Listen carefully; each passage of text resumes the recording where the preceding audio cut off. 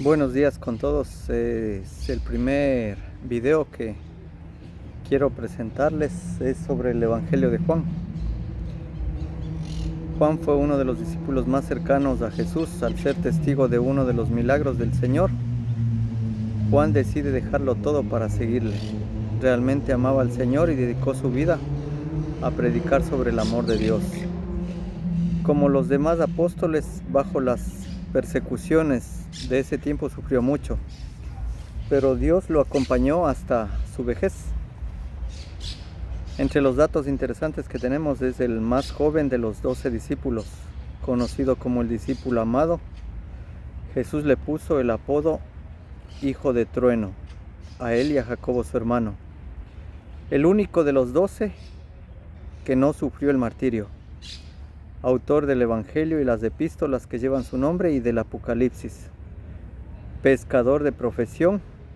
Su hermano Jacobo también era uno de los 12 discípulos. Pedro y Andrés eran compañeros y socios en la pesca. El enfoque del Evangelio de Juan.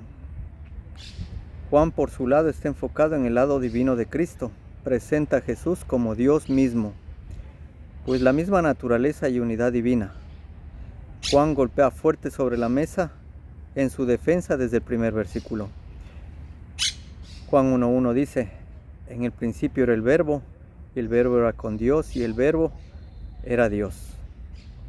Esa divinidad que tiene la potestad de darnos la vida eterna y hacernos parte de la familia de Dios, mas todos los que le recibieron les dio potestad de ser hechos hijos de Dios, a los que creen en su nombre. Lo dice Juan 1:12. Un hijo de Dios, o un Dios hijo, que pide honra y cuya honra recibida equivale a honrar a Dios Padre.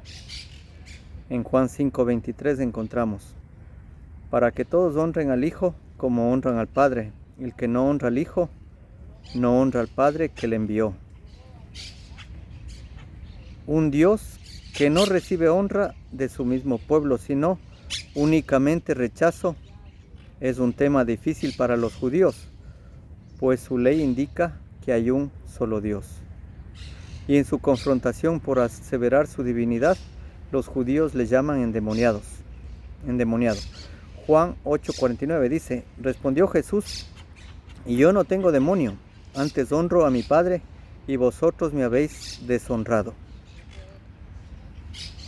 Si usted no cree que Jesús pidiese para sí fe y creencia como a Dios, pues analice el verso siguiente, Juan 10:33. Le respondieron los judíos diciendo: por buena obra no te apedramos, sino por la blasfemia, y porque tú, siendo hombre, te haces Dios.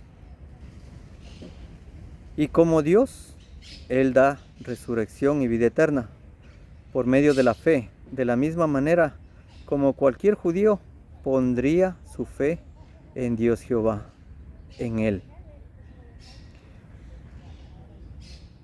Juan 11:25-26 dice: le dice Jesús: yo soy la resurrección y la vida. El que cree en mí, aunque esté muerto, vivirá. Y todo aquel que vive y cree en mí, no morirá eternamente. ¿Crees esto?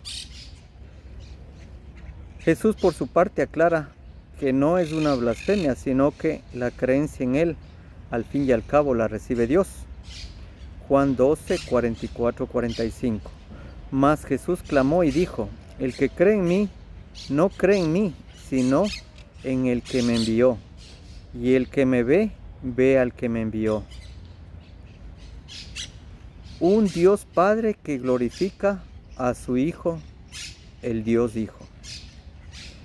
En Juan 13:31-32 leemos así: entonces, como Él salió, dijo Jesús: ahora es glorificado el Hijo del Hombre, y Dios es glorificado en Él. Si Dios es glorificado en Él, Dios también le glorificará en sí mismo, y luego le glorificará. Un Dios Hijo que pide la fe de sus discípulos en la misma medida que la que tienen a Dios Padre. Juan 14:1 dice: no se turbe vuestro corazón, creéis en Dios, creed también en mí. Una familia divina desde un inicio separada únicamente por amor y para salvar a los humanos. Eso lo leemos en Juan 16, 27, 28. Pues el Padre mismo os da, porque vosotros me amasteis y habéis creído que yo salí de Dios. Salí del Padre y he venido al mundo. Otra vez dejo el mundo y voy al Padre. La reunificación de la familia divina lo leemos en Juan 20, 17.